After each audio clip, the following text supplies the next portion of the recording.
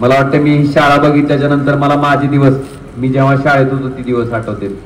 मला वाटतं सर बांधकाम हे नव्हतं पुढचं, फक्त तेवढंच बांधकाम होतं. आणि इकडं बोर्डिंग होती, इकडं मला वाटतं पत्राची शेड होती आपली सगळे. इकडं डोंगर होता मोठाला. अरे माझ्या टायमात सांगायचं. आणि गणवेश मात्र आमचा असाच होता, तुमचा जे आज आहे असाच गणवेश असायचा. सगळ्यात महत्वाचं मला या ठिकाणी सांगायचं की भाई उद्धवराव दादांचा खरं आज नाव घेत असताना आजच्या राजकीय मंडळींना पुढाऱ्यांना तर अशी परिस्थिती आहे की त्यांचं नाव घेत असताना आधी स्वतःचं आचरण त्यांना तपासावं लागणार आहे. तुम्ही म्हणता ही प्रश्न का असा विचारता? कारण आज राजकारण असं झालंय, जिकडं खोबरं तिकडं चांग भलं. काय संदेश द्यावा, काय सांगावं पुढच्या पिढीला?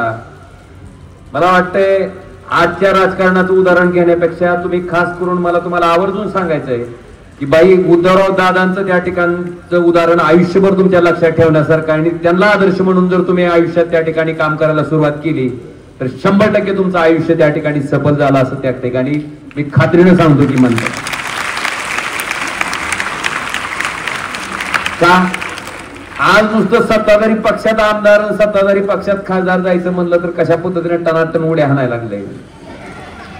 विचार करा पोरांनो, यशवंतराव चव्हाण साहेब ज्यावेळेस महाराष्ट्राचे मुख्यमंत्री होते आणि केंद्रात त्यांना त्या ठिकाणी मंत्री म्हणून घेतलं गेलं, हे महाराष्ट्राच्या मुख्यमंत्री पदाचा राजीनामा दिला आणि मग त्यांना त्यांचा वारसदार निवडायचा अधिकार दिला गेला होता.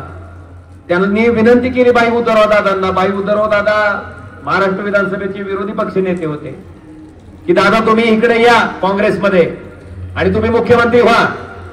आज जर तसं सांगितलं असतं तर एकाच्या पोकांडी एक चेंगरा चिंगरी झाली असती. पण दादाने अतिशय नम्रपणे नकार दिला.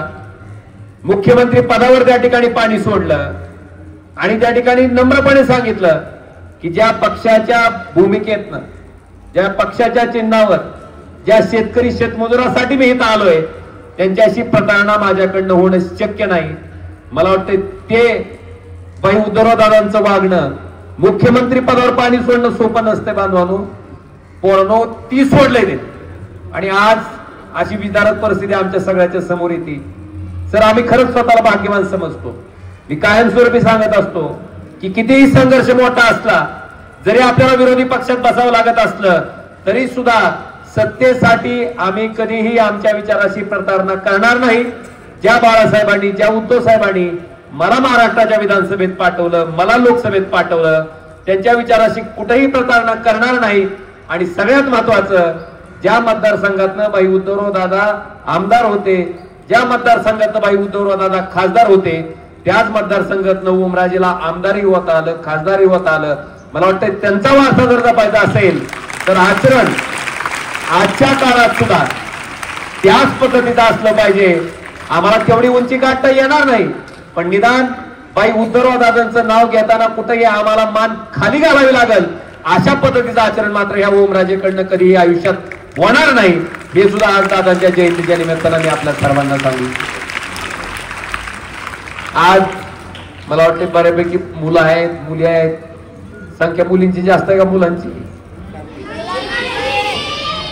आणि गुणवत्तेत होय सर कोण असतंय? मी आता बऱ्याचदा बघतोय 10वीचा रिझल्ट लागू द्या, कोण असतंय रे पहिलं, दुसरं, तिसरं? आता का बसलं? संसदेत आता कायदा झालाय महिलांच्या आरक्षणाचा,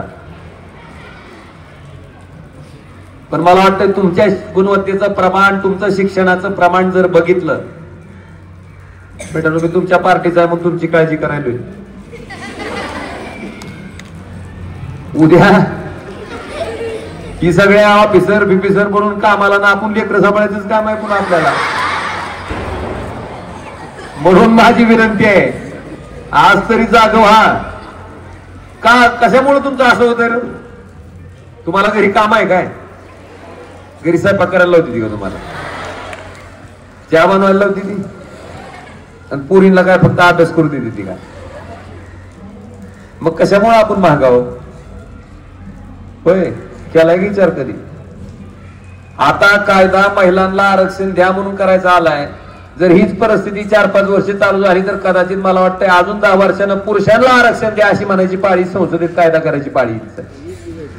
इतकं मुलींनी गुणवत्तेच्या बाबतीत त्या ठिकाणी पोरांना बरंच मागं टाकलं. तुमचा UPSCचा निकाल लागू द्या, 10वीचा निकाल लागू द्या, 12वीचा निकाल लागू द्या, नीटचा कुठलाही निकाल लागू द्या, प्रत्येक क्षेत्रात मला वाटते मुलींनी त्या ठिकाणी अगदी एक पाऊल पुढे जाऊन गुणवत्तेच्या बाबतीत चांगल्या पद्धतीचं काम केलेलं आहे. मला अपेक्षा तुमच्याकडून सुद्धा आपली पार्टी मागू पडू नये आणि आपल्याला आरक्षण मागण्याची पाळी पुन्हा आमच्यावर येऊ नये म्हणून तुम्ही सुद्धा सुज्ञ व्हा आताच्या आजपासून. आणि पोरांनो असं असतंय, आज जर आपण कष्ट घेतलं, आज जर आपण परिश्रम घेतलं तर मला वाटतं आपलं भवितव्य त्या ठिकाणी अतिशय सोयीचं असतंय. आणि आज जर उन्हाळक्या केल्या तर पुन्हा काय खरं नाही बघा. सांगतो पुन्हा लेकरं सांभाळायचंच काम आहे आपल्याला. त्याच्या पुन्हा स्वयंपाक सुद्धा शिकून घ्या मग आता जर शिकायचं नसेल तर, म्हणजे पुढे सोपं जाईल. ही गोष्ट सुद्धा तुम्ही सगळ्याजणांनी लक्षात घेणं नितांत गरजेचं आहे. सगळ्यात महत्वाचं सर मला अजून एका गोष्टीची आठवण करून द्यायची की आम्ही जी घडलो, मला वाटतं MD देशमुख सर त्यावेळेस मुख्याध्यापक होते, आपण सगळेजण आम्हाला शिकवायला होते. मला वाटतं आपण जे संस्कार आमच्यावर केले, आपण भले कुठले का लोकप्रतिनिधी असू पण आपण पहिल्यांदा एक माणूस आहे आणि त्या सामान्य माणसासाठी आपण या पदावर बसलेलो आहेत ही जाणीव त्या ठिकाणी. आणि माणूस म्हणून जगत असताना, माणूस म्हणून वावरत असताना आपण सामान्यापैकी एक आहेत असं समजून, त्यांच्यापैकी एक आहेत आणि त्यांच्यासाठी आहेत असं समजून जर आपण काम केलं तर निश्चितपणे सर ते लोकाभिमुख काम होऊ शकतं. हे मी प्रामाणिकपणे करायचा प्रयत्न केलाय. आणि ह्याच्यामध्ये सगळ्यात मोठा वाटा कुणाचा असेल तर मला वाटतं छत्रपती शिवाजी हायस्कूलचं नाव त्या ठिकाणी प्राधान्यानं घ्यावं लागेल. छत्रपती शिवाजी हायस्कूलच्या सगळ्या शिक्षकांचं नाव त्या ठिकाणी प्राधान्यानं घ्यावं लागेल, ज्यांनी आमच्यावर संस्कार केले, ज्यांनी आम्हाला शिक्षण दिलं, ज्यांनी आम्हाला माणूस म्हणून जगण्यासाठी समाजात कशा पद्धतीचं आपलं आचरण पाहिजे याचे धडे दिले.